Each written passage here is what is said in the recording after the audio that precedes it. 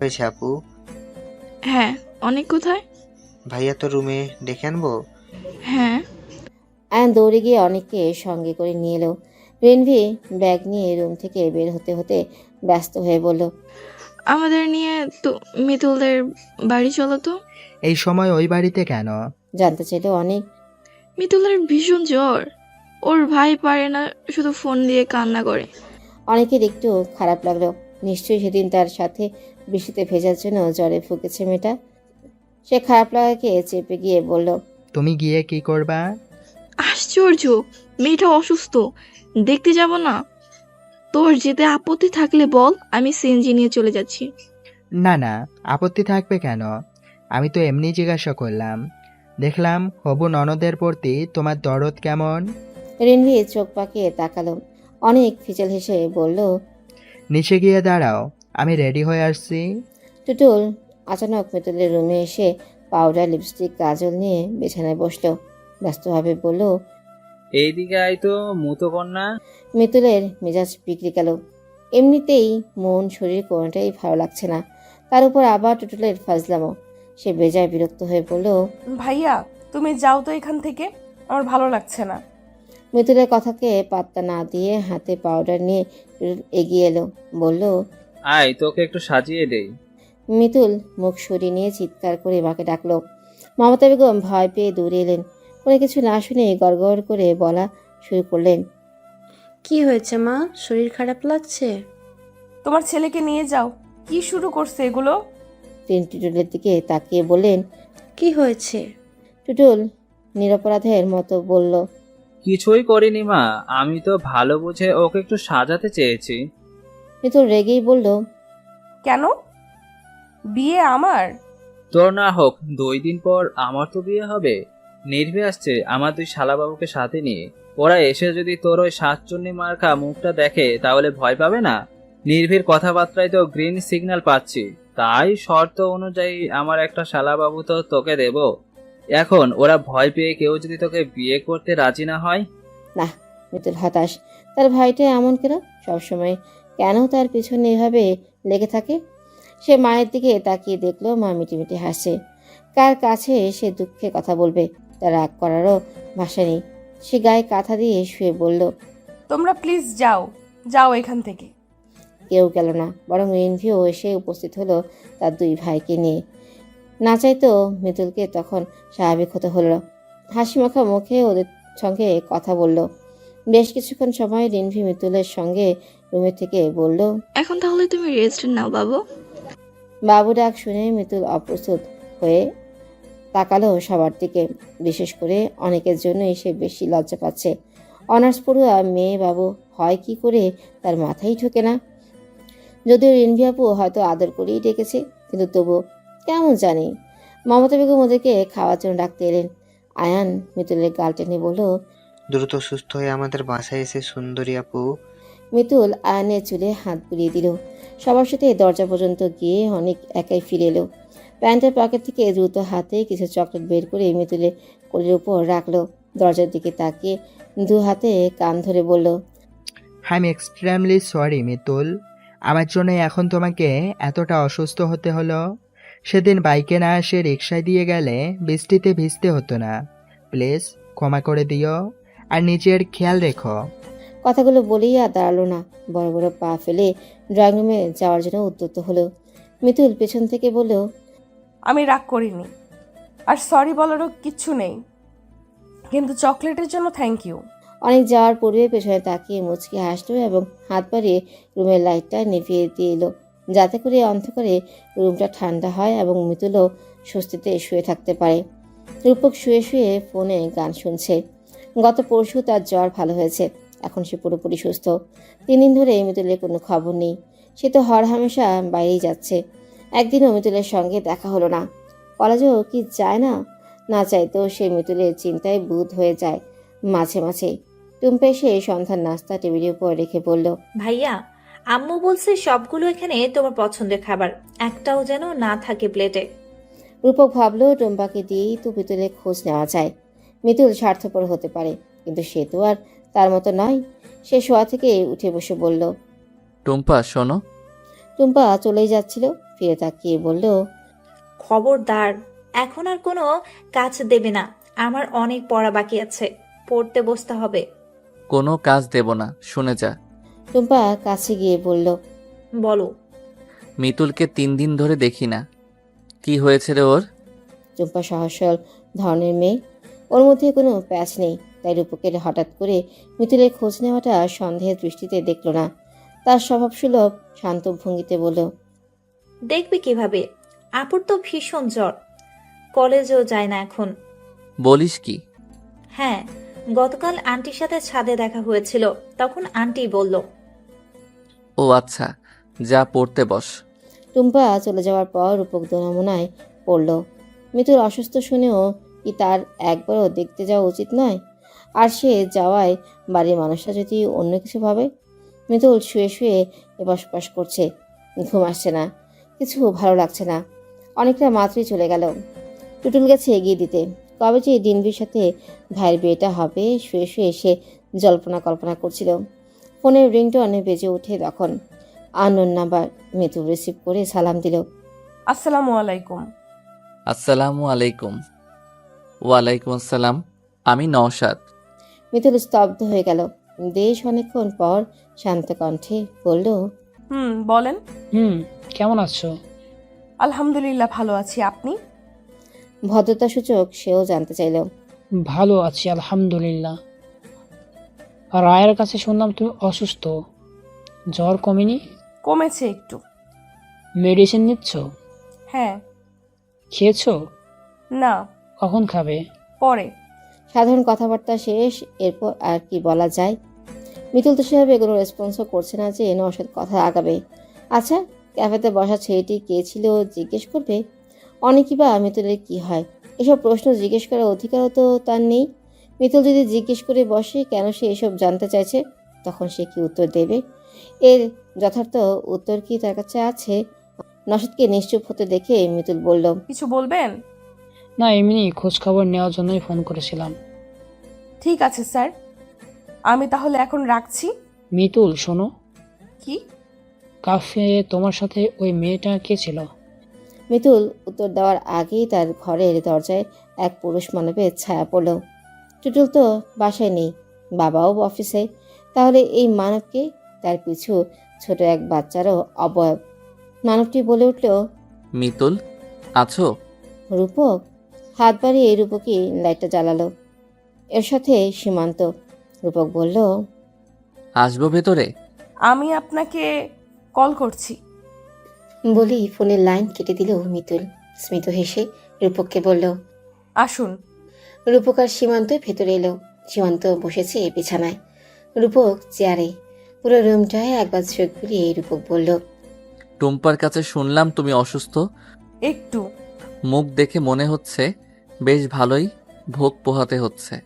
মিতুল মৃদু হাসল। রূপক বলল, মেডিসিন নিচ্ছ ঠিক মতো? হ্যাঁ। সেদিন বৃষ্টিতে না ভিজলে আজ বিছানায় পড়ে থাকতে হতো না। জবাব দেওয়ার মতো কোনো উত্তর মিতুলের নিকট নেই।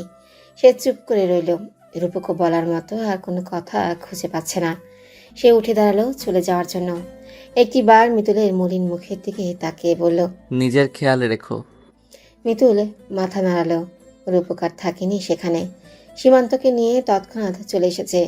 এদিকে পরে ফোন করছি বলেও মিতুল আর নওশাদকে ফোন করেনি। ফোনের অপর প্রান্তে চাতক পাখির মতো রাত 12টা অবধি অপেক্ষা করে নওশাদ হতাশ হয়ে পড়ে। মিতুল যে কল করবে না বেশ বুঝতে পারে সে। দীর্ঘশ্বাস বেরিয়ে আসে তার ভেতর থেকে। এত রাতে ফের কল করাটাও খারাপ দেখায়। তাই নওশাদও আর তাকে কল দিল না। কাল সকালে না হয় কল করা যাবে। প্রত্যুষে আজ ঘুম ভাঙার পর মিতুলের কিছুটা সুস্থ বোধ লাগছে নিজেকে। মাথা ভার নেই, ঝিমঝিম করছে না। শরীরে তাপমাত্রা অনেকটাই স্বাভাবিক মনে হচ্ছে। শরীর আগের তুলনায় বেশ হালকাও লাগছে। প্রতিদিন মমতা বেগম এসে তাকে ঘুম থেকে তুলে ফ্রেশ করে দেয়, তারপর খাইয়ে দেয়। আজ তিনি এসে দেখলেন মিতুল আগে থেকেই উঠে ফ্রেশ হয়ে চুল বাঁধছে। মেয়েকে এমন সপ্রতিভ দেখে মনে মনে শান্তি পেলেন। পেছনে দাঁড়িয়ে কাঁধে হাত রেখে জিজ্ঞেস করলেন, আজ কি শরীরটা একটু ভালো লাগছে? একটু না মা, অনেকটাই ভালো লাগছে, ঝরঝরে লাগছে বেশ। আলহামদুলিল্লাহ, খাবি আয়। তুমি যাও, আমি আসছি। মমতা বেগম চলে যাওয়ার পর মিতুল চুল বেঁধে খেতে আসলো। অনেকদিন পর মা মেয়েতে মিলে বেশ আনন্দের সাথে গল্পগুজব করতে করতে খাচ্ছে। মিতুল খেতে খেতে জিজ্ঞেস করলো, ভাইয়ের বিয়ের ব্যাপারে কথা কতটুকু এগুলো মা? দুই পরিবারই রাজি। ভাইয়ার রিনভি আপু? টুটুল তো আগে বিয়ে করবে না বলতো, এখন দেখছি আল্লাহ সুবুদ্ধি দিয়েছে। টুটুলও রাজি, রিনভিও রাজি। এখন শুধু দুই পরিবার বসে বিয়ের ডেট ফাইনাল করব। মিতুল খুশিতে উল্লসিত হয়ে বলল, ইয়ে, আমার যে কি খুশি খুশি লাগছে মা। টুটুলের বিয়েটা হয়ে গেলে তোরও বিয়ে দেব। ইস, আমি এত জলদি বিয়ে করব না। তিনি চোখ বড় বড় করে বললেন, এত জলদি কোথায় দেখছিস? তোর বান্ধবীরা বিয়ে শাদি করে বাচ্চার মা হয়ে বসে আছে। তো তখন কেন বিয়ে দাওনি? আমারও তাহলে কয়েকটা টাকুর টুকুর থাকতো। টাকুর টুকুর আবার কি? মিতুল হেসে বলল, বাচ্চা কাচ্চা। ফাজিল। মিতুলের খাওয়া প্রায় শেষের দিকে। নওশাদ গতকাল রাতে ফোন করেছিল, মনে পড়ে যায় তার। সে তার মাকে বলল, মা, নওশাদ স্যার ফোন করেছিল। তিনি অবাক হলেন না। একই কলেজে যখন আছে তখন দেখা সাক্ষাৎ হবে, কথা হবে, স্বাভাবিক। কিন্তু নওশাদ যে কি চায় সেটা তিনি জানেন না। মেয়েকে জিজ্ঞেস করলেন, কবে? গতকাল রাতে। কি বলল? এমনি খোঁজ খবর নিচ্ছিল। মা, আমার কি মনে হয় জানো? কি? তিনি আমাকে পছন্দ করেন। জানি। মিতুল অবাক হয়ে বলল, তুমি কিভাবে জানো? নওশাদ গ্রামের অনেকের কাছেই অনেকবার তোর খোঁজ করেছে। সেসব কথা তোর দাদা চাচারাও শুনেছে। কথা কি আর গোপন থাকে? তার মধ্যে আবার গ্রাম, যা না হয় তার চেয়ে বেশি রটে। তোর চাচারা তো ভীষণ রেগে গেছিল এসব শুনে। আমি তো এসব কিছু জানতাম না। তোকে জানানো হয়নি, তাই তুই জানিস না। এক সেকেন্ড চুপ থেকে তিনি ফের বললেন, মিতুল, তুই কি নওশাদকে এখনো ভালোবাসিস? মিতুল প্রথমে ভ্যাবাচেকে খেয়ে যায়, পরক্ষণে নিজেকে সামনে নিয়ে বলে, না মা, তার প্রতি আমার কোনো অনুভূতিই নেই এখন আর। সত্যি হয়তো তখন আবেগের বশে ওরকম পাগলামি করে ফেলেছিলাম। তোর বাবা কিন্তু জেনে বুঝেই তোকে এই ভার্সিটিতে ভর্তি করিয়েছে।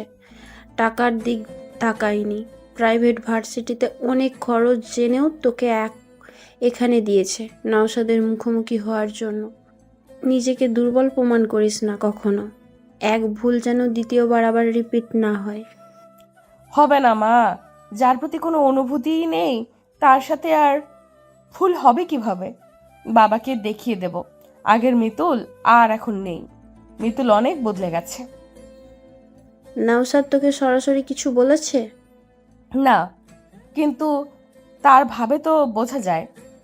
তোকে যদি সরাসরি কখনো ভালোবাসার কথা বলে, তাহলে সময় না নিয়েই না বলে দিবি।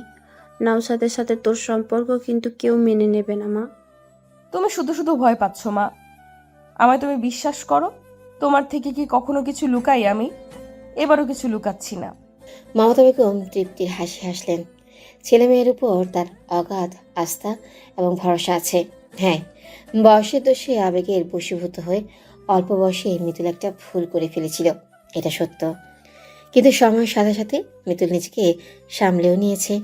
এরপর সে একাধিক প্রপোজাল পেলেও রিলেশনমুখী আর হয়নি। মিতুল খাওয়া শেষ করে নিজের রুমে চলে গেল। বিছানায় শুয়ে ফোন হাতে নিতেই দেখতে পেল 10+ মিস কল। গতকাল নওশাদ যে নাম্বার থেকে কল করেছিল সেই নাম্বার থেকে এতগুলো মিসড কল এসেছে। সে কল ব্যাক করবে কি করবে না দ্বিধাদ্বন্দ্বে থাকাকালীন সময়ে নওশাদ নিজেই আবার ফোন করলো। মিতুল রিসিভ করে সালাম দিল আগে। নওশাদ সালামের উত্তর নিয়ে বলল, এতবার ফোন দিলাম, কোথায় ছিলে? খাচ্ছিলাম। ও, কেমন আছো? আলহামদুলিল্লাহ, ভালো আছি। কেউ আর কিছু বলল না। দুইপাশে নীরবতা বিরাজমান। মিতুল ভাবছে নওশাদের সাথে সরাসরি এসব বিষয় নিয়ে আলোচনা করবে কিনা। সেধে এসব কথা তোলাটাও তো কেমন জানি লাগে। নওশাদ তখন নিজে থেকেই বলল, মিতুল, দেখা করতে পারবে? কেন? তোমাকে কিছু কথা বলার আছে। এছাড়া অনেকদিন হলো দেখি না তোমাকে। নওশাদের সাথে কথা রাখতে নয়, বরং মিতুল চাচ্ছে ঘটনা বেশিতে আগানোর আগেই শেষ করতে। আর এজন্যই খোলামেলা কথা বলা প্রয়োজন। ফোনে বলার চেয়ে মুখোমুখি বসে কথা বলাটাই মিতুলের নিকট যুক্তিসঙ্গত মনে হলো। তাই সে রাজি হয়ে বলল, ঠিক আছে, আমি রেস্টুরেন্টের নাম মেসেজ করে দিচ্ছি। কখন দেখা করবেন? আমরা একসাথে লাঞ্চ করতে পারি? মিতুল কয়েক সেকেন্ড মন থেকে বলল, ওকে, তাহলে দুপুর 12:30টায় চলে আসবেন।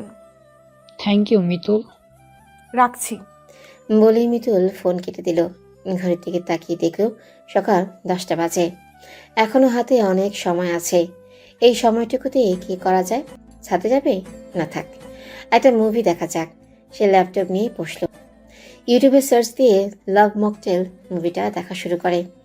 12টা যখন বাজলো তখন ল্যাপটপ বন্ধ করে গোসল করতে চলে যায়। রেডি হয়ে বের হওয়ার সময় মমতা বেগম জিজ্ঞেস করেন, কোথায় যাচ্ছিস? একটু বাইরে যাচ্ছি মা, ঘরে থেকে বোর হয়ে যাচ্ছি।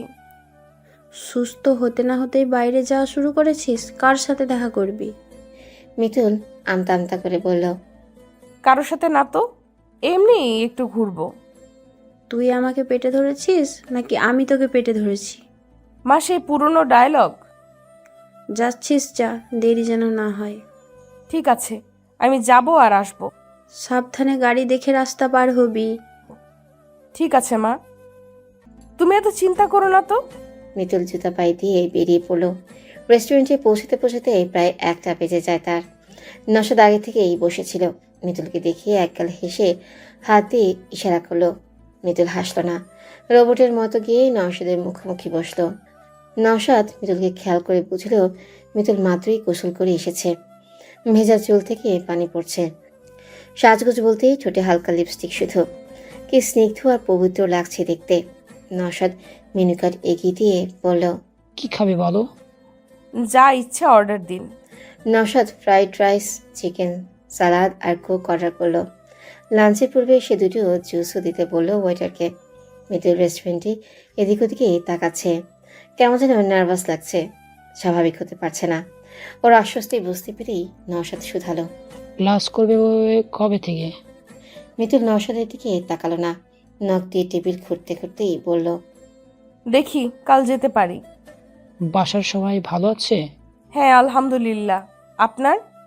আলহামদুলিল্লাহ, আমারও বাড়ির সবাই ভালো আছে। ওয়েটার এসে জুস দিয়ে গেল। নওশাদ গ্লাসটি মিতুলের দিকে এগিয়ে দিয়ে বলল, খাও। মিতুল স্ট্র নিয়ে নাড়াচাড়া করছে, কোনোভাবেই সহজ হতে পারছে না। নওশাদ বুঝতে পেরে বলল, কি হয়েছে মিতুল, তুমি কি নার্ভাস? মিতুল ঈষৎ হেসে বলল, না স্যার, ঠিক আছি আমি। এরপর বলল, ম্যাম কেমন আছে? নওশাদ যার পর নাই অবাক হয়ে বলল, কোন ম্যাম? আপনার ওয়াইফ? নওশাদ হেসে বলল, এখনো তো বিয়েই করলাম না, ম্যাম আসবে কোথা থেকে? ও, তুমি কিন্তু গতকাল বলনি সেদিন ক্যাফের সাথে কে ছিল তোমরা? পরিচিত, আপনি চিনবেন না। ও, আমি ভেবেছিলাম অন্য কিছু। অন্য কিছু? আমি অবশ্য এমনটাই ভেবেছিলাম। কেমন? ক্যাফে সেদিন আপনার সঙ্গেও তো একটা মেয়ে ছিল, তাই না? আমি তাকে ম্যাম ভেবেছিলাম, মানে আপনার ওয়াইফ। না না, তেমন কিছু নয়, অনেকেই তোমার অপরিচিত। হ্যাঁ, তার বোনের সাথে আমার ভাইয়ের বিয়ের কথাবার্তা চলছে। টুটুল ভাই এখনো বিয়ে করেনি।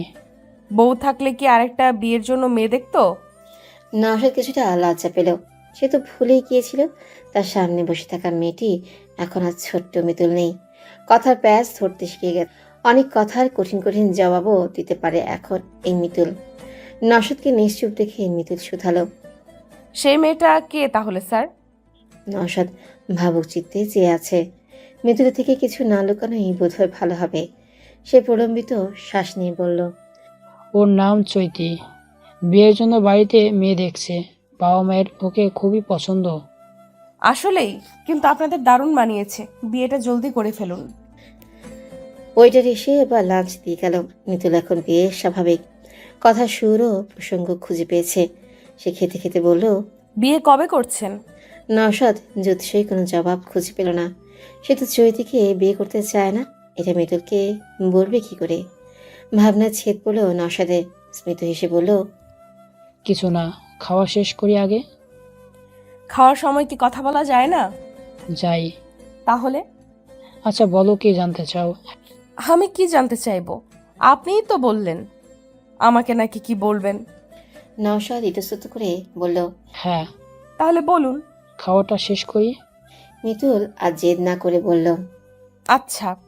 এরপর দুজনে আর কোনো কথাই বলল না। খাওয়ার মাঝে নওশাদ মনে মনে এই কথাগুলো গুছিয়ে নেওয়ার চেষ্টা করছে। মিতুল অর্ধেক খাবার খেয়ে আর খেলো না। পানি খেয়ে চুপ করে বসে রইল সে। নওশাদের খাওয়া শেষ হলে ওয়েটার এসে প্লেটগুলো নিয়ে গেল। মিতুল নড়েচড়ে সোজা হয়ে বসে বলল। এবার বলুন। নওশাদ টিস্যুতে মুখ মুছতে মুছতে বলল। তুমি কি এখনো আমাকে ঘৃণা করো মিতুল? মিতুলের যেন উত্তর রেডি ছিল এমনভাবে বলল। এর সঠিক কোনো উত্তর আসলে আমার কাছে নেই। কিন্তু আমি উত্তরটা জানতে চাই। দেখুন স্যার, সেই ঘটনার পরে সময়ের কালক্রমে আমি আপনাকে ভুলেই গেছিলাম। কলেজে যদি না দেখতাম তাহলে হয়তো ফের মনেও পড়তো না। তাহলে যাকে মনেই ছিল না তার প্রতি ঘৃণা থাকবে কি করে? তাহলে রাগ, জেদ, ক্ষোভ এইসবও আছে কিনা জানি না, কিন্তু পুরনো স্মৃতি টেনে আনলে বলতে হবে সেই আঘাত হয়তো ভুলতে পারবো না। আপনি আপনার জায়গায় হয়তো ঠিকই ছিলেন, কিন্তু সেদিন সবার সামনে আমাকে দেওয়া আপনার থাপ্পড়, জাস্ট এই আঘাতটাই বোধহয় সারা জীবন ভুলতে পারবো না। আমিও পরে নিজের ভুলটা বুঝতে পেরেছি মিতুল। সেদিন রাগের বশে বাড়াবাড়ি করে ফেলেছি, কিন্তু যতদিন নিজের ভুল বুঝতে পেরেছি ততদিন অনেক দেরি হয়ে গেছিল। অনেকবার খোঁজ করে তুমি পর্যন্ত পৌঁছাতে পারিনি। অতীতের সেই ঘটনার জন্য আমি অনুতপ্ত মিতুল। তোমার গায়ে হাত তোলা আমার উচিত হয়নি। আমাকে কি ক্ষমা করা যায় না? এখানে ক্ষমার কোনো প্রসঙ্গই আসছে না। আপনি আমার রিলেটিভ না, আমিও আপনার রিলেটিভ না। আবার এমনও নয় যে আমাদের মাঝে কোনো সম্পর্ক হবে যার জের ধরে আপনি ক্ষমা চাইবেন। কোনো সম্পর্কে কি হতে পারে না? মিতুল নির্লিপ্ত কণ্ঠে বলল। জি না স্যার। যদি বলি বিয়ে করতে চাই? বলতেই পারেন, বিয়েও করতে পারেন, তবে সেটা আমাকে নয়। কেন নয় মিতুল? তুমি না আমাকে ভালোবাসতে? কত পাগলামি করেছো। আপনি বারবার পুরনো কথা কেন টানছেন? তখন আর এখন সময়টা কি এক? অনেক কিছু বদলে গেছে, আমিও বদলে গেছি। এখন আর আপনার প্রতি আমার ভালো লাগা, দরদ, টান, ভালোবাসা কোনো কিছুই নেই। কেন, তুমি কি অন্য কাউকে ভালোবাসো? না। তাহলে সমস্যা কোথায় মিতুল? প্রয়োজনে আমি তোমার বাবা মায়ের কাছে গিয়ে ক্ষমা চাইবো। সেসবের দরকার নেই স্যার। আপনি কেন শুধু শুধু নিজের ইমেজ নষ্ট করবেন? এমন তো নয় যে আমি আপনাকে এখনো ভালোবাসি, তাই আপনি এটা করবেন না প্লিজ। মিতুল, জেদ থেকে এসব বলছো তাই না? না স্যার, দেখুন, এখন আর কোনো কিছুই ঠিক হওয়ার নয়। সময়ের সঙ্গে সঙ্গে অনেক কিছুই বদলে যায়। আমার বেলাতেও তাই হয়েছে। আগের আমি এখনকার আমি এক নই। সত্যি তখন আবেগের মধ্যে ছিলাম। তাছাড়া তখন যে আঘাতটা আমি পেয়েছি সেটা কখনোই ভুলতে পারবো না। তার চেয়েও বড় কথা, আমার পরিবার কোনো দিনই এই সম্পর্ক মেনে নেবে না, এবং আমি নিজেও আপনার সঙ্গে কোনো সম্পর্কে জড়াতে চাই না। তাই ভালো হয় আপনি আমার আশা ছেড়ে দিন। আপনার বাবা মা যাকে পছন্দ করেছে তাকেই বিয়ে করে নিন। বিয়ে একটা পবিত্র সম্পর্ক, ভালোবাসা ঠিক হয়ে যাবে। ওইটার বিল নিয়ে এলো। মিতুল বিল দেখে পার্স থেকে টাকা বের করতে করতে বলল। বিলটা আমি দিয়ে দিচ্ছি। আপনার নতুন জীবনের শুরুর ট্রিট আমার পক্ষ থেকে। নওশাদ বিল কার্ড নিয়ে মিতুলের টাকা টেবিলের উপর রেখে দিল। এরপর নিজের ওয়ালেট থেকে টাকা বের করে বিল মিটিয়ে দিল। মিতুলের টাকাগুলো ফেরত দিয়ে বলল। লাঞ্চের ইনভাইট আমি করেছিলাম, কাজেই বিল দেওয়াটা আমারই দায়িত্ব। মিতুল কাঁধ ঝাঁকিয়ে বলল। বেশ, নেক্সট টাইম তাহলে চৈতি ম্যামকে সাথে নিয়ে আসবেন। সেদিনের বিলটা কিন্তু আমার। নওশাদ নড়েচড়ে বসে অস্থির হয়ে বলল। সিরিয়াস হও প্লিজ, মজা করো না কোনোভাবেই। কি সম্ভব নয়? কি? আমাদের সম্পর্ক? না, কোনোভাবেই সম্ভব নয়। একবার ভেবে দেখো। এখনই কোনো উত্তর দেওয়ার প্রয়োজন নেই, তুমি সময় নাও। আমার সময় লাগবে না, আমি ভেবেচিন্তেই যা বলার বলেছি। এরপর সে ঘড়িতে সময় দেখে বলল। এখন উঠতে হবে, দেরি হলে মা চিন্তা করবে আবার। নওশাদ করুণ দৃষ্টিতে তাকিয়ে ডাকলো। মিতুল। মিতুল চেয়ার ছেড়ে উঠে দাঁড়ালো। নওশাদের করুণ দৃষ্টি, বিষাদিত কণ্ঠস্বর সমস্ত কিছুকে অগ্রাহ্য করে মৃদু হেসে বলল। সময় থাকতেই চৈতি ম্যামকে বিয়ে করে নিন। পুনরায় যেন আর ভুলের জন্য আফসোস না করতে হয়, খেয়াল রাখবেন। শুভকামনা রইল আপনাদের জন্য। আসছি স্যার। নওশাদের আর বলার কিছুই নেই। কী বা বলবে? স্পষ্টভাষী মিতুল তো যা বলার তা স্পষ্টভাবেই বলে গেল। মিতুল আর পিছু ফিরেও তাকায়নি। সরাসরি কথা বলার পর মনে হচ্ছে মনের উপর থেকে একটা ভার নেমে গেছে। নওশাদ স্যার যেমনই হোক, তার আত্মসম্মান বোধ প্রচুর। ছোটবেলায় তো মিতুল এমনটাই দেখে এসেছে। আত্মসম্মানে জের ধরেই তো তিনি রাগ কন্ট্রোল করতে পারেননি সেদিন। সম্মানের আঘাত তিনি মানতে পারেননি বলেই তিনি মিতুলের গায়ে হাত তুলেছেন। সেদিন যার এত আত্মসম্মান ছিল আজও নিশ্চয়ই আছে। মিতুল সরাসরি না করার পর আশা করা যায় নওশাদ স্যারও আর মনে কোনো আশা রাখবে না। মিতুলও এটাই চায়। সে কোনো পিছু টানে নেই এখন আর, তাই সেও চায় নওশাদও তার পিছু টানে না থাকুক। এসব ভাবতে ভাবতে রেস্টুরেন্ট থেকে বের হওয়ার পথে গেটের সামনে রূপকের সঙ্গে দেখা হয়ে যায় মিতুলের। রূপকের সঙ্গে একটা মেয়েও রয়েছে। মিতুল এবং রূপক দুজনকে দেখে মুখোমুখি দাঁড়িয়ে পড়ে। আগন্তুক কোনো পাখি এসে যেন মন কারণে হঠাৎ করেই বলে গেল, মিতুল, এখান থেকে চলে যা। মিতুল ডাকে সাড়া দিল। রূপকে সম্পূর্ণ এড়িয়ে সে রেস্টুরেন্ট থেকে বের হয়ে গেল। রূপক একবার ঘাড় ফিরিয়ে পেছনে তাকিয়ে মিতুলকে চলে যাওয়া দেখল, কিন্তু কিচ্ছু বলল না। বাড়ি ফিরে মিতুল পার্স সোফায় রেখে টান টান হয়ে শুয়ে পড়ল। মমতা বেগম ভ্রুকুচকে শুধালেন, ব্যাপার কি? মিতুল মিটমিট করে হেসে বলল, ব্যাপার আবার কি হবে? এভাবে শুয়ে পড়লি কেন? এমনি। এরপর সে শোয়া থেকে উঠে সোজা হয়ে বসল। মাকে টেনে পাশে বসিয়ে গলা জড়িয়ে ধরে বলল, আমি কোথায় গেছিলাম জানো মা? মমতা বেগম জিজ্ঞাসা দৃষ্টিতে তাকালেন। মিতুল বলল, নওশাদ স্যারের সঙ্গে দেখা করতে গিয়েছিলাম। কেন? বিস্মিত হয়ে জানতে চাইলেন তিনি। সে ফোন করেছিল, বলল দেখা করতে। আমাদের ধারণাই ঠিক, সে আমাকে বিয়ে করতে চায়। তুই কি বললি? বলেছি সম্পর্ক কখনো হবে না। শুরু থেকে বল। মিতুল সোফায় পা তুলে বসে শুরু থেকে শেষ অব্দি সবটা বলল মমতা বেগমকে।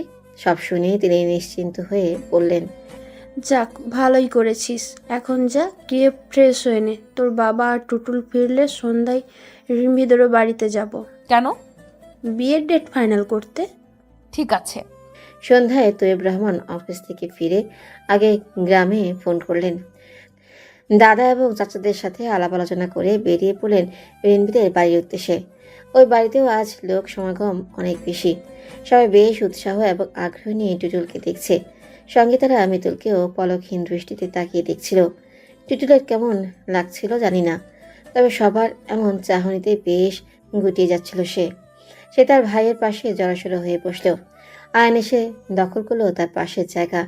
মিতুলের চেয়ে আয়ান বয়সে বড় হলে বোধহয় নির্ঘাত মিতুলকে সে প্রেম নিবেদন করত। নাস্তা পানি খাওয়া হলে ছেলে মেয়েদের আলাদা জায়গায় পাঠিয়ে দেওয়া হলো। ড্রয়িং রুমে এখন সব মুরব্বীরা বসে আছেন। টুটুল আর রিনভিকে কথা বলার জন্য ছাদে পাঠানো হলো। যদিও নতুন করে আর কিছুই বলার নেই, ওদের সঙ্গে মিতুল আর আয়ানও আছে। আসার পর থেকে অনেকের দেখা পাওয়া যায়নি, হয়তো বাড়িতেই নেই। তাকে তো নিশ্চয়ই দেখা হতো। হাঁটাহাঁটি করার সময় অনেক চলে এলো, চোখে মুখে হাসির ঝিলিক। মিতুলকে দেখে তার হাসি প্রশস্ত হলো। মিতুলও অনেককে দেখে মৃদু হাসলো।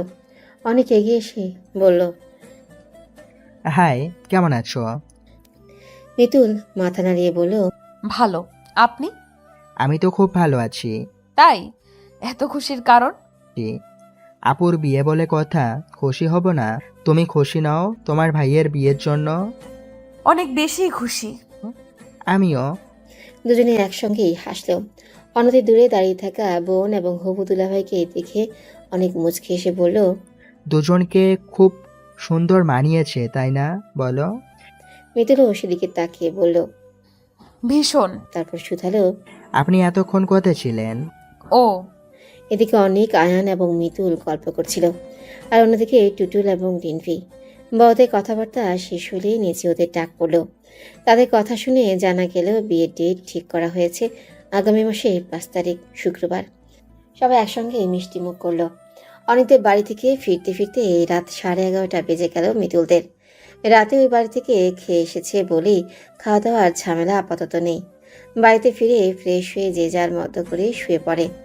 পরদিনও মিতুলের ভার্সিটি যাওয়া হলো না। মমতা বেগমও জোর করেননি। বাবা বলে দিয়েছেন একেবারে সুস্থ বোধ করলেই যেন ক্লাসে যায়, কিন্তু তাই বলে পড়ায় ফাঁকি দেওয়া যাবে না। ক্লাস পড়াগুলো বাড়িতে বসেই কমপ্লিট করতে বলেছেন তিনি। মিতুলও তাই সকালে ঘুম থেকে উঠে ফ্রেশ হয়ে পড়তে বসেছে। সে চেয়ারে বসলেও তার পা দুটো টেবিলের উপর রাখা, বই কোলের উপর রেখে গুনগুন করে পড়ছিল। মমতা বেগম চা আর পাওয়াটা নিয়ে এসে বললেন, এগুলো কেমন ধরনের বসা? স্বাভাবিক সভ্য মেয়েদের মতো বসে পড়তে পারিস না? মিতুল পড়া থামিয়ে বলল, না, আমার এভাবে বসে পড়তেই ভালো লাগে। পানামা। মিতুল পা নামিয়ে বসলো। মা খাবার টেবিলের উপর রেখে আবারও চলে গেলেন। সেদিকে একবার তাকিয়ে বই বন্ধ করে বিছানায় রাখলো মিতুল। চায়ের কাপ হাতে নিয়ে ফের টেবিলের উপর পা রাখলো। মিতুল, ভট পুরুষালী কণ্ঠস্বর শুনে হকচকিয়ে দরজার দিকে তাকালো মিতুল। রূপক দাঁড়িয়ে আছে। তড়িঘড়ি করে টেবিল থেকে পা নামিয়ে সোজা দাঁড়িয়ে গেল সে। অস্পষ্ট স্বরে বলল, আপনি? তোমায় দেখতে আসলাম। কেন? আমি কি চিড়িয়াখানার কোনো প্রাণী নাকি যা আমায় দেখতে আসতে হবে? বলছি, তার আগে কি আমি রুমে আসতে পারি? মিতুল মুখের উপর না করতে পারল না। হুম। রূপক রুমে প্রবেশ করে চেয়ার টেনে বসলো। তখনই রুমে এলো সীমান্ত।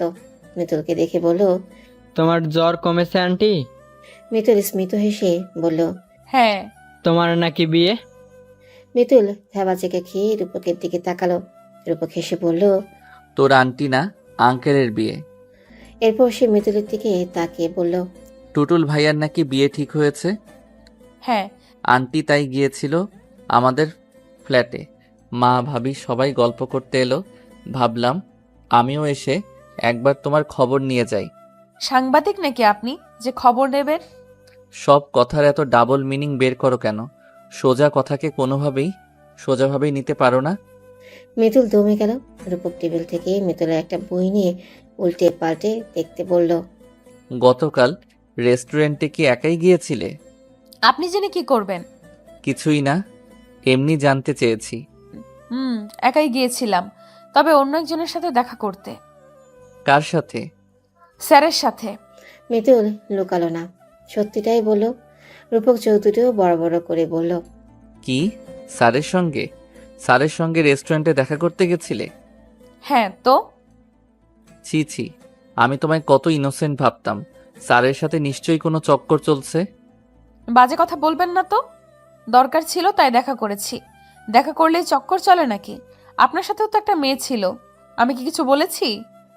ওই হ্যালো, ওই মেয়ে আমার বন্ধুর গার্লফ্রেন্ড।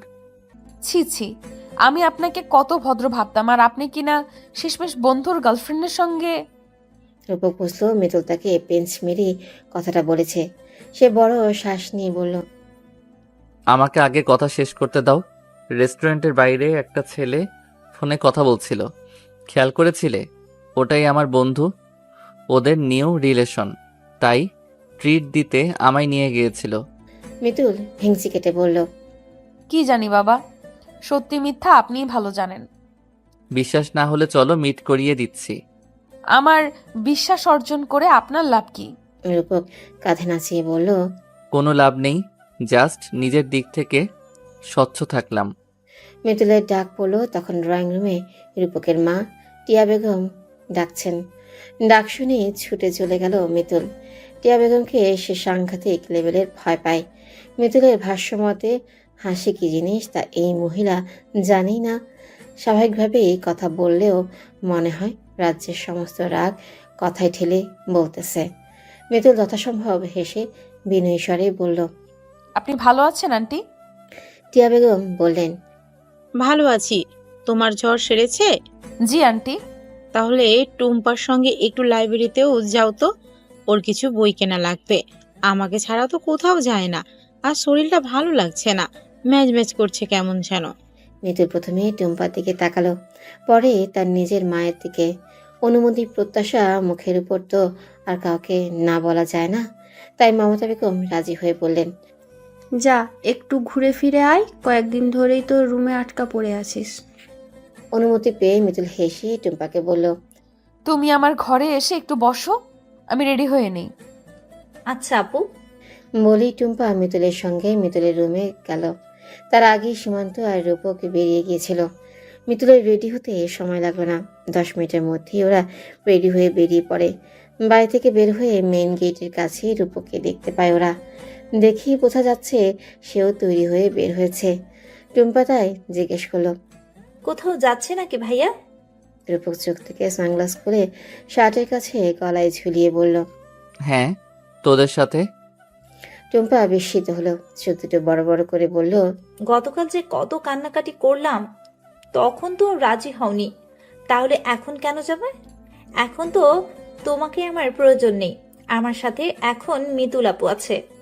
রূপক কোমরে 2 হাত গুজে বিরক্ত হওয়ার ভান ধরে বলল, তখন তো আর জানতাম না মা না গিয়ে তোকে একা পাঠাবে। একা কোথায়, মিতুল আপু তো আছে। তো তুইও মেয়ে, মিতুলও মেয়ে, দুজনেই পিচ্চি বাচ্চা। আজকাল রাস্তাঘাট মানুষজন কোনোটাই ভালো না। ভাই হয়েছি, আমার একটা দায়িত্ব আছে না? আসছে আমার দায়িত্ববান ভাই। মিতুল টুম্পাকে থামিয়ে বলল, লিসেন, আমি কোনো পিচ্চি বাচ্চা নই। অনার্সে পড়া একটা মেয়ে কখনো বাচ্চা হতে পারে না। বয়স কি মানুষের শরীরে লেখা থাকে নাকি? তোমার হাইট দেখো তো, এইটুকুন সাইজ। আমার ওয়েট অনুযায়ী হাইট একদম পারফেক্ট আছে। আমি শর্ট নই, আপনিই বেশি লম্বা। এখন বেশি কথা না বলে ভাইয়ের দায়িত্ব পালন করেন, রিক্সা ডেকে আনেন। রূপক আরেকটু ঝগড়া করত, কিন্তু দমে গেল সে। এগিয়ে গিয়ে একটা রিক্সা নিয়ে এলো। রূপক বসেছে এই রিক্সার উপরে, ওর সামনে টুম্পা এবং টুম্পার পাশে বসেছে মিতুল।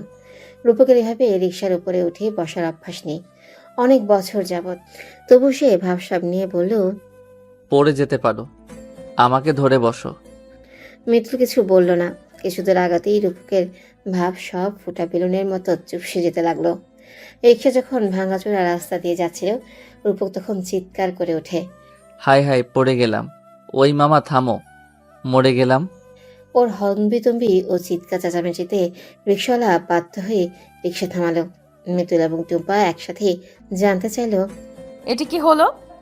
রূপক অস্থির হয়ে টুম্পাকে সরিয়ে বলে, আগে সর তুই, আমায় নামতে দে।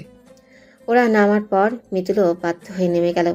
রূপক রিক্সাওয়ালাকে পুরো ভাড়াই বুঝিয়ে দিয়ে বলল, আপনি চলে যান মামা, আমরা সিএনজি করে যাব। মিতুল বিরক্ত হয়ে বলল, এটি কি হলো? এই মাঝ রাস্তায় আপনি সিএনজি কোথায় পাবেন? এত বড় শহরে সিএনজির অভাব হবে না? আমার বসতে অসুবিধা হচ্ছিল, দেখলে না? তোমাকে কে বলেছিল আসতে ভাইয়া? আমি আর মিতুল আপু তো পারতাম যেতে। ওরে ঘরের শত্রু বিভীষণ, ভাইয়ের দুঃখ না বুঝে উল্টো ব্লেম দিচ্ছিস। টুম্পা এবং মিতুল দুজনেই বিরক্ত হয়ে চুপ করে দাঁড়িয়ে রইল। অনেকক্ষণ অপেক্ষা করেও ফাঁকা সিএনজি পাওয়া গেল না। টুম্পা মেজাজ দেখিয়ে বলল, ধুর, এভাবে দাঁড়িয়ে থাকার চেয়ে হেঁটে যাওয়াই ভালো। আমি হাঁটছি, চাইলে তোমরাও আসতে পারো। টুম্পা হাঁটা শুরু করার পর মিতুল আগুন গরম দৃষ্টিতে তাকায় রূপকের দিকে। রূপক অসহায়ের মতো মুখ করে বলে, টুম্পা একা চলে যাচ্ছে, চলো আমরাও হাঁটি, সামনে একটা না একটা সিএনজি পেয়েই যাব, দেখবে। রাগে মিতুল কথা বলার ভাষাই হারিয়ে ফেলেছে। সেও হাঁটা শুরু করে। রূপকও পাশাপাশি হাঁটছে আর টুম্পাকে ডাকছে।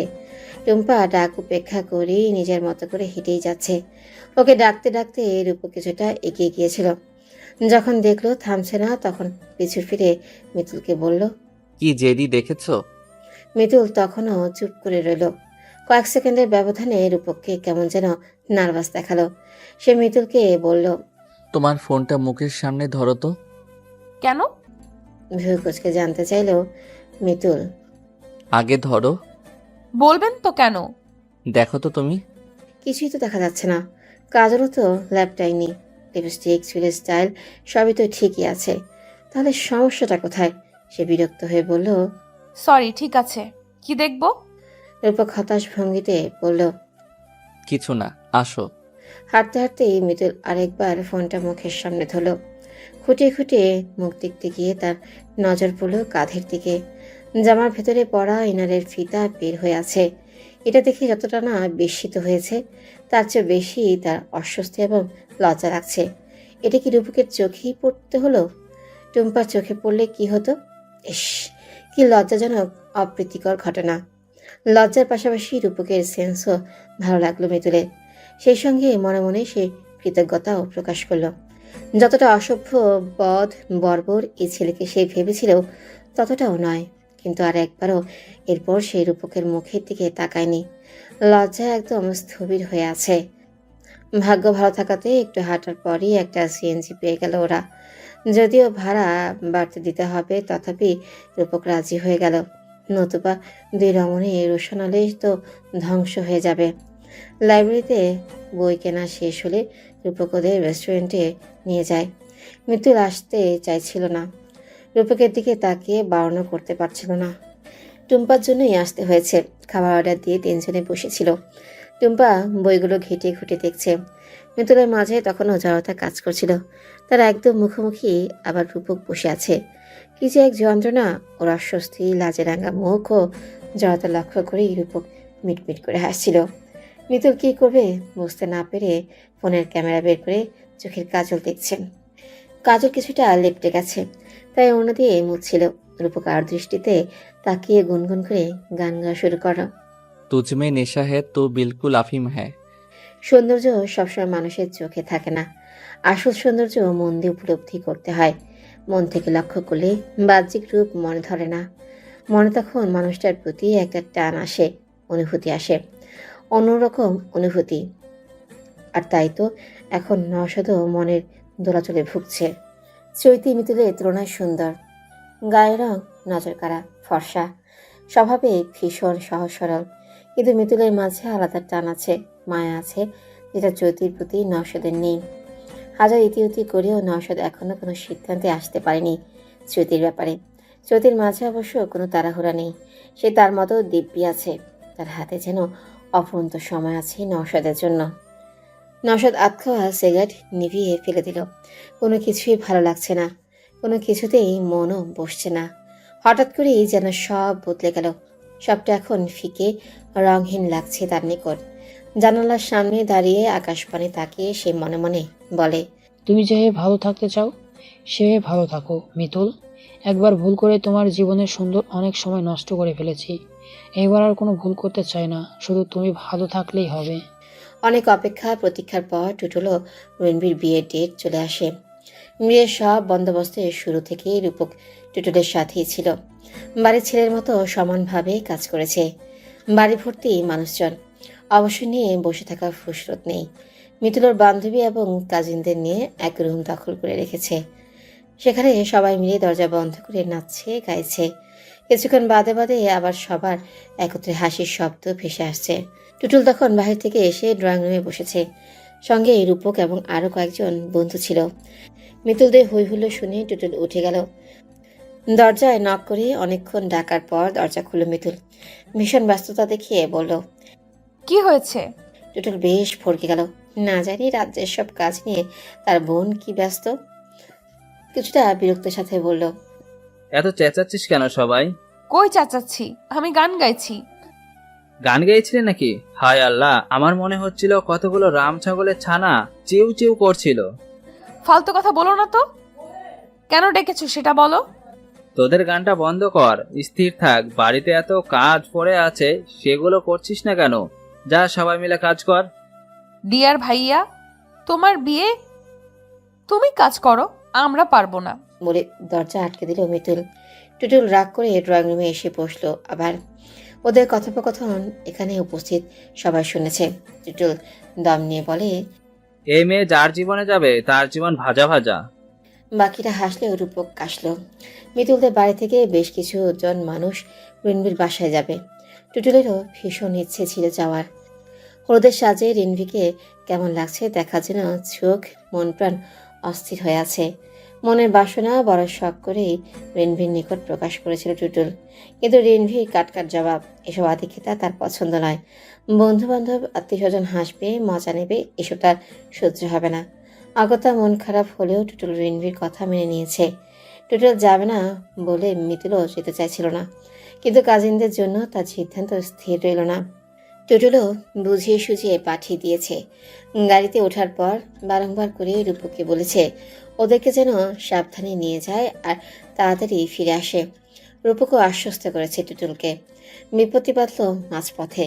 গাড়িটা হঠাৎ করেই নষ্ট হলো। মেজাজ তুঙ্গি উঠে গেল মিতুলে। সে রাগে চিরমির করতে করতে কাজিনদের কিছুক্ষণ বকাবকি করলো। রূপক ড্রাইভারের পাশে সিটে বসেছিল। মিতুলের রাগারাগি এতক্ষণ সে ভিউ মিররে দেখছিল। এবার পিছু ফিরে তাকে জিজ্ঞেস করলো, কি হয়েছে তোমার, এত রেগে আছো কেন? মিতুল শান্ত কিন্তু শক্ত কণ্ঠে বলল, কিছু না। বাইরে বেরোবে? মিতুল নিশ্চুপ। রূপক বলল, বাইরে বের হও, গাড়ি ঠিক হয়ে যাবে, সময় লাগবে না। ততক্ষণে তোমার মেজাজও ঠান্ডা হবে, এসো। টুম্পা মিতুলের গায়ে হাত বুলিয়ে বলল, হ্যাঁ আপু, বাইরে বের হয়ে একটু দাঁড়াও, ভালো লাগবে। মিতুল কেন জানি রাজি হয়ে গেল। বাইরে বের হলো সে, সঙ্গে রূপক। বাকিরা গাড়িতে বসে রইল। তারা মূলত এখন হাইওয়েতে। অবিরতভাবে গাড়ি চলাচল এখানে। দমকা বাতাসে হঠাৎ করে মিতুলের মনে হলো সে একটু দম নিতে পারছে। আসলে সকাল অবধি সবকিছু ঠিকঠাকই ছিল। ভাইয়ের বিয়ে নিয়ে খুশির আমেজেই ছিল। মেজাজ খিটমিটে হয়েছে বিকেল থেকে নওশাদের কল আসার পর। মিতুল ভেবেছিল সরাসরি কথা বলে সবটা বোঝানোর পর আর সে যোগাযোগ করবে না, কিন্তু এরপরও নওশাদ কল করেছিল। এবার অবশ্য বিয়ের ব্যাপারে কিছু বলেনি। সে শুধু মিতুলকে অনুরোধ করেছে প্রতিদিন যেন 1 মিনিট হলেও তার সাথে কথা বলে। মিতুল এরকম যোগাযোগও চায় না। কোনোভাবেই সে ফের বিপদ টেনে আনতে চায় না। সে চায় না নওশাদের প্রতি দুর্বল হতে। হ্যাঁ, কথা সত্য যে নওশাদের প্রতি তার কোনো অনুভূতি অবশিষ্ট নেই, কিন্তু মনুষ্য মন মেঘের মতো, কখনো কালো আধে ঢাকা তো কখনো শুভ্র তুলোর মতো, কখন বদলে যায় কোনো বিশ্বাস নেই। রূপক মিতুলের চোখের সামনে তুলি বাজাতেই মিতুল হক চুকিয়ে যায়। অন্য মানুষকে থাকাতে একটু বেশি ঘাবড়ে গেছে। পরক্ষণেই তার কপালে ভাঁজ পড়ল। ভীষণ বিরক্ত দেখালো তাকে। রূপক দুহাত বাগল দাবা করে গাড়ির সাথে হেলান দিয়ে দাঁড়িয়ে জিজ্ঞেস করল, সত্যি করে বলো তো আমায়, তোমার কি হয়েছে? বললাম তো কিছু হয়নি। মিথ্যা বলছো কেন? কে বললো আমি মিথ্যা বলেছি? তোমার চোখ বলছে তুমি মিথ্যা বলছো। বাবা, আপনি দেখি চোখের ভাষাও পড়তে পারেন। চোখ দেখলে সত্যি মিথ্যা বোঝা যায়। তাই? আমি তো বুঝি না। বুঝতে হবে না। আচ্ছা, বলতে না চাইলে এই কথা থাক। তোমাকে একটা প্রশ্ন করি, হুম। বলো তো, ভালোবাসা মানে কি? জানি না। জানো না? কেন, তুমি কাউকে ভালোবাসোনি? এসব জেনে আপনি কি করবেন? আচ্ছা, এটা বলো যে মেয়েরা কেমন ছেলে পছন্দ করে। আমি কি করে বলবো? আমি কি সব মেয়ের মনের খবর জানি নাকি? তুমি কেমন ছেলে পছন্দ করো? আমার বাবা আর ভাইয়ের মতো কেয়ারিং, নম্র, ভদ্র, যারা মেয়েদের সম্মান করতে জানে, ভালোবাসতে জানে। ব্যাস এইটুকুই? গাড়ি ঠিক হয়ে গেছে। ড্রাইভার এসে গাড়িতে উঠতে বলল। মিতুল গাড়ির দরজা খুলল। বসার আগে একবার রূপকের দিকে তাকিয়ে বলল, ভালোবাসার মানুষটার সঙ্গে থাকার জন্য এর চেয়ে বেশি কিছুর প্রয়োজন নেই। রূপক উত্তর শুনে আনমনে মৃদু হেসে গাড়িতে উঠে বসল। ওরা রিনভিদের বাড়িতে গিয়ে রীতিমতো অবাক। বিরাটভাবে গায়ে হলুদের আয়োজন করা হয়েছে। ওদের বাড়ির সামনে থেকে রিসিভ করে নিল অনেক। সে মিতুলকে দেখে মুগ্ধ হয়ে বলল, ওয়াও, তোমাকে দারুণ লাগছে মিতুল। মিতুল মৃদু হেসে বলল, থ্যাংক ইউ। সবাই মিলে রিনভিকে হলুদ দিল। একসাথে ছবি তুলো। এরপর ওদের খাওয়া দাওয়ার ব্যবস্থা করা হলো। ওরা অবশ্য হলুদ দিয়ে চলে আসতে চেয়েছিল, কিন্তু তার হয়নি। অনেক এবং ওর কাজিনরা খাবার সার্ভ করছিল। মিতুল অনেককে বলল, আপনিও আমাদের সঙ্গে বসুন। অনেক হেসে বলল, না, আমি পরে খাবো, এখন একটু ব্যান্ডের আদর যত্ন করে খাওয়াই। অনেকে রসিকতা শুনে সবাই হাসলো। মিতুলকে খাবার দেওয়ার সময় ফিস ফিস করে বলল, তাড়াতাড়ি খাওয়া শেষ করো, কথা আছে তোমার সাথে। কি কথা? এখানে বলা যাবে না, পরে বলবো, আগে খাওয়া শেষ করো। মিতুলের সব ভালো লাগে, শুধু এই অর্ধেক কথা শুনলেই মেজাজ চটে যায়। পরেই যদি বলতে হয় তাহলে আগে অর্ধেক কথা বলার প্রয়োজন কি? একেবারে বললেই তো হয়ে যায়। কি বলবে না বলবে কৌতূহলে পেটের মধ্যে পাকাচ্ছে। খাওয়াও হলো না ঠিক মতো। সবার আগে খাওয়া শেষ করে অনেকের সাথে একটু আড়ালে গেল সে। জানতে চাইলেও, এবার বলেন। আসো আমার সাথে। কোথায়? আগে আসো, তারপর বলছি। মিতুলকে একদম ছাদের কর্নারে নিয়ে গেল অনেক। মিতুল প্রশ্নবিদ্ধ দৃষ্টিতে তাকিয়ে আছে। অনেক বলল, একটু ওয়েট করো। এরপর সে ফোন বের করে কাউকে কল করে কিছু একটা বলল। মিতুল ঠিকমতো অবশ্য শুনতে পায়নি। ফোন কাটার পর সে বলল, কি? দাঁড়াও বলছি। মিতুল চুপ করে দাঁড়িয়ে রইল। মিনিট 2 পর অনেকের চোখে মুখে হাসি ফুটে উঠল। মিতুলের দিকে তাকিয়ে হেসে বলল, meet my girlfriend Tisha. Mitul কিছু বুঝে ওঠার আগে হাত বাড়িয়ে একটা মেয়েকে কাছে নিয়ে দাঁড় করালো অনেক। তিশা হেসে মিতুলের উদ্দেশ্যে বলল, হাই।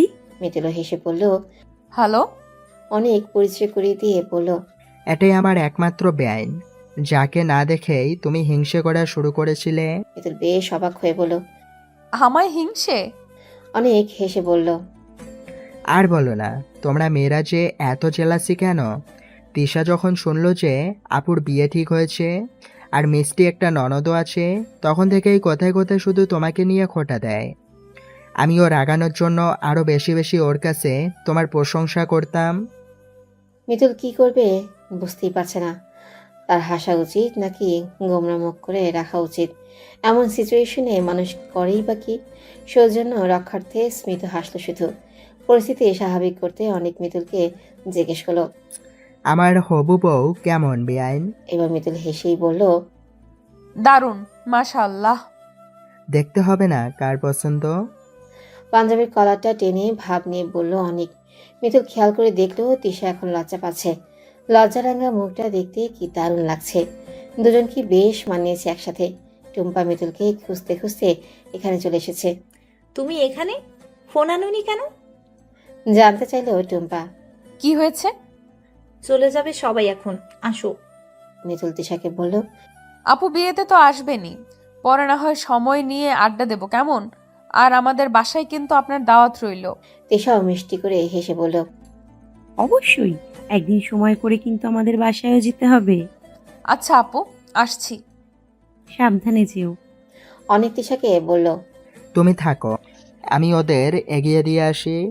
ঠিক আছে। সেই দরজার কাছে এগিয়ে দেখলেও রূপক দাঁড়িয়ে আছে। বাকিরা সবাই আগে গাড়িতে গিয়ে বসেছে। শুধু সেই রূপক আর টুম্পা পাখি। গাড়িতে বসে ঘুম ঘুম ধরে গেল মিতুলের। ঘুমের ঘোরে খেয়ালই নেই যে তার চোখে কাজল আছে। সে ঘুমের তালে চোখ ডলা দেওয়াতে কাজল, আইলাইনার সব নষ্ট হয়ে গেল। বাড়ি ফিরে ভেতরে যাওয়ার সময় রূপক পিছু ডাকলো তাকে। মিতুল দাঁড়িয়ে জিজ্ঞেস করলো, কি? রূপক একটা টিস্যু নিয়ে মিতুলের কাজল মুছে দিতে দিতে বলল, কি অবস্থা করেছো দেখেছো একবার? তোমার এক চোখে এখন আইলাইনার আছে, অন্য চোখে নেই। রুমে গিয়ে আইলাইনার দিও আবার। মিতুল স্থির নির্বাক। তার কথা বলার ভাষা নেই। বুকের ভেতর কেমন যেন ড্রিম ড্রিম আওয়াজ হচ্ছে। এমন হচ্ছে কেন? রূপক এতটা কাছে বলে? টুটুলো রিনভির বিয়ের পর মিতুলদের বাড়িতে যেন নতুন করে সুখ ও খুশির ডালা নিয়ে সঙ্গে করে নিয়ে এসেছে রিনভি। এত সহজে যে বাড়ির প্রতিটা মানুষের সঙ্গে মিশে যাবে এটা কেউই ভাবেনি। বিশেষ করে টুটুল তো নয়। রিনভির অ্যাটিটিউড একটু অন্যরকম। এরকম বলেই হয়তো টুটুলের রিনভিকে এত বেশি ভালো লাগে। সকালের নাস্তা রিনভি বানায়। মামাতা বেগম ঘুম থেকে উঠলেও সে জোর করে রুমে পাঠিয়ে দেয়। একা হাতে সংসার সামলানোর এত গুণ মেটার। মমতা বেগম আশা করেনি যে রিনভি এত সংসারী টাইপের হবে। এই যুগের মেয়েরা তো আর সংসার সম্পর্কে এত কিছু ধারণা রাখে না। হয়তো সময় এবং পরিবেশের সাথে নিজেকে মানিয়ে নেয় একটা সময়, তখন সংসার সামলানো শিখে যায় তারা। আজও সকালে তিনি ঘুম থেকে উঠলেন রিনভিকে সাহায্য করার জন্য। রিনভি বরাবরের মতো দরাজ গলায় বলল, এত বার করে বারণ করার পরও কেন আসেন না? আমার রান্না কি মজা হয় না? মমতা বেগম ব্যস্ত হয়ে বললেন, দেখো তো মেয়ের কাণ্ড। মজা হবে না কেন? বাড়ির সবাই তো তোমার রান্নার প্রশংসা করে। আমি শুধু তোমাকে সাহায্য করতে উঠি, বিশ্বাস করো। কোনো দরকার নেই। এতদিন আমি ছিলাম না, সেটা অন্য হিসেব ছিল। এখন তো আমি আছি। সকালে আপনি আরাম করে ঘুমাবেন, দুপুরে আর রাতে পাশে থাকলেই হবে। যান, গিয়ে শুয়ে পড়ুন। মমতা বেগম হেসে ফেলেন রিনভির মেকি রাগ দেখে। তিনি গাল ছুঁয়ে চুমু খেয়ে বললেন, পাগলি মেয়ে। এরপর চলে এলেন রান্নাঘর থেকে। নিজের রুমে যাওয়ার আগে মিতুলের রুমে উঁকি দিলেন একবার। মিতুল টেবিলে বসে ঝিমিয়ে ঝিমিয়ে পড়ছে। পড়ার প্রতি তার মেয়ের অনাগ্রহ ছোট থেকেই। তবে ক্লাসে পড়া না পারা কিংবা পরীক্ষায় ফেল করা এরকম কোনো রেকর্ড মিতুলের নেই। তার মেয়েটা রাগী জেদি যাই হোক না কেন, আত্মসম্মান বোধ প্রবল এবং লজ্জাটা অনেক বেশি। তাই অনিচ্ছা সত্ত্বেও ক্লাসের পড়াগুলো পড়ে ফেলে। এছাড়াও সিলেবাসের পড়াও নিজে থেকেই পড়ে কমিয়ে ফেলে। মিতুলের সাজগোজের প্রতিও কোনো আগ্রহ নেই। অথচ ওর ড্রেসিং টেবিল ভর্তি মেকআপের প্রসাধনী, বিভিন্ন স্কিন কেয়ার প্রোডাক্টস। এর একটাও ব্যবহার করে না, এমনকি কোথাও ঘুরতে গেলেও মেকআপ করবে না। ঝটপট মুখে একটু পাউডার দেবে, ঠোঁটে লিপস্টিক, আর খুব বেশি মনে চাইলে আইলাইনার কিংবা কাজল দেবে। ব্যাস, সাজগোজ বলতে এতটুকুই। স্বাস্থ্য যে মিতুলের ভালো লাগে না বিষয়টা এমনও নয়। সমস্যাটা হচ্ছে অলসতা। অলসতার জন্যই কিছু ইউজ করে না। এই মেয়ে সংসার করবে কিভাবে? ভীষণ অগোছালো তো, মেয়েকে গোছাবে কি? পড়তে পড়তে মিতুলের চোখ যায় দরজার দিকে। মাকে দেখে ভ্রু কুচকে বলে, তুমি ওখানে ভূতের মতো আড়ালে দাঁড়িয়ে আছো কেন? ভয় পেয়ে গেছি আমি। আর কি দেখছো ওভাবে? মমতা বেগম হেসেই রুমে ঢুকলেন। মিতুলের পাশে দাঁড়িয়ে বললেন, দেখছি তোকে, ভাবছি এবার তোর বিয়েটাও দিয়ে দেব। ভালো মানুষের মতো ভাবনাটা মাথা থেকে নামিয়ে ফেলো মা। কেন, বিয়ে করবি না? সত্যি বলতে আমার বিয়ে করতে ইচ্ছে করে না। তোর তো শুধু উল্টাপাল্টা ইচ্ছে। রাজপুত্রের মতো দেখতে একটা ছেলের সঙ্গে বিয়ে দেব। সময় হোক, দেখা যাবে। এখন তুমি যাও, আমার অনেক পড়া বাকি আছে। আচ্ছা, পর। বলেই মমতা বেগম নিজের রুমে চলে গেলেন। ভোর পেরিয়ে সকাল হতে সবাই রেডি হয়ে খাবার টেবিলে চলে এলো। রেনবি এবং মমতা বেগম সবাই খাবার সার্ভ করে নিজেরাও খেতে বসলো। তৈব রহমান টুটুলকে এত সকালে দেখে জিজ্ঞেস করলেন, তুমি এই সময়ে যে, তোমার ছুটি কি শেষ? টুটুল খেতে খেতে জবাব দিল, না, জরুরি একটা কাজ আছে। মমতা বেগম বললেন, তোর এখন জরুরি কাজটা যে রাখতো, রিনভিকে নিয়ে দূরে কোথাও ঘুরে আয় কয়দিন। দূরে কোথাও বলতে তিনি হানিমুনকে মিন করেছেন ইনডিরেক্টলি। ছেলে মেয়ের সামনে হানিমুন শব্দটা কেমন যেন অস্বস্তিকর লাগে। টুটুল বলল, আমি নির্ভীকে বলেছি, ও এখনো কোনো প্লেস চুজ করেনি। মমতা বেগম এবার রিনভিকে শুধালেন, কি ব্যাপার, কোথায় যাবে বললি না কেন? আমি এখনো কনফিউজড মা, দেখি কাল পরশু জানাবো।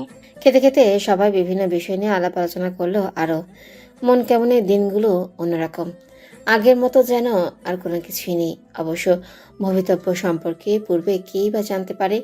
রূপক নিজেকে এবং নিজের মনকে নিয়ে ভীষণ দ্বিধায় আছে। আজকাল মিতুলের জন্য তার ভীষণ অস্থির লাগে। মিতুলকে দেখা তৃষ্ণা মেটে না। যতক্ষণ পাশে থাকে ততক্ষণই যেন দুনিয়ার সমস্ত সুখ সে অনুভব করতে পারে। দূরে গেলেই মন আকুল হয়ে পড়ে। মিতুলের মাঝে অবশ্য তেমন কোনো ভাবনা নেই। টুটুলের বিয়ে উপলক্ষে মিতুলের সঙ্গ পাওয়ার সুযোগ তার সবচেয়ে বেশি হয়েছিল। গা হলুদের রাতে মিতুলের চোখের কাজল মুছে দেওয়ায় মিতুলের মাঝে যে অস্থিরতা কাজ করছিল সেটা লক্ষ্য করেই রূপকের আরো বেশি ভালো লেগেছিল। তবে মেয়েটা অদ্ভুত, আনরোমান্টিকও বটে। আনরোমান্টিক না হলে কি আর দূরে সরে গিয়ে নিজেই টিস্যু দিয়ে কাজল মুছে? মিতুল এমন কেন করে? সে কি ছেলে হিসেবে মন্দ? তার জানা মতে সে সব দিক দিয়ে ফিট আছে। অনেক মানুষের প্রশংসা কুড়িয়েছে সে। সেই হিসেবে তার নিজের প্রতি আলাদা একটা কনফিডেন্স আছে। কিন্তু যখনই সে মিতুলের সামনে যায় তখনই তার সমস্ত কনফিডেন্স ভেঙে চুরমার হয়ে যায়। মিতুলের কাটকাট জবাব, কাঠিন্যতা, রাগের দৃষ্টি, ভাবলেশীন অনুভূতি সবকিছুই তাকে তখন দ্বিধায় ফেলে দেয়।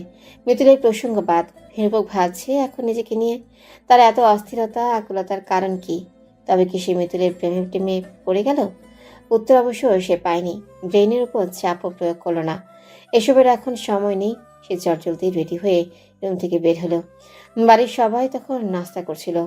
টুম্পা চোখে চশমা ঠিক করে বলল, এ কি ভাইয়া, এত সকালে উঠে পড়েছিস কেন?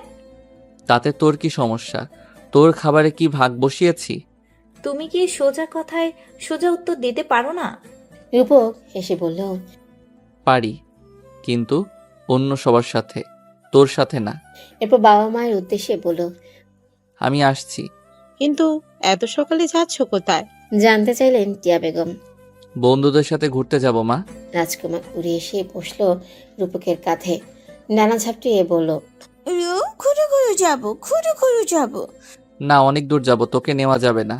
টিয়া বেগম বললেন, ওকে নিয়ে যাও, আমরাও তো দূরে গেলে নিয়ে যাই, সমস্যা হবে না, জ্বালাবে না। রূপক মনে মনে বিরক্ত হলেও মায়ের মুখের উপর কিছু বলল না। রাজকুমারকে নিয়েই বের হলো। বাড়ি থেকে বেশ কিছুটা দূরে গিয়ে এসে অপেক্ষা করতে লাগলো। রাজকুমার উড়ে উড়ে বলছে, ঘুরু ঘুরু যাব না। যাব, অপেক্ষা কর। ঘুরু যাব। হ্যাঁ, যাব। রূপক ঘড়িতে সময় দেখছে। মিতুল এখনো আসছে না কেন? এতক্ষণ তো চলে আসার কথা। ওই তো রিক্সায় দেখা যাচ্ছে। সে নিজের ভাবসা বদলালো, মুখটা চিন্তিত বানালো। মিতুলের রিক্সাটা কাছাকাছি আসতেই রূপক হাত নাড়িয়ে রিক্সা থামালো। মিতুল মুখ ভার করে জানতে চাইল,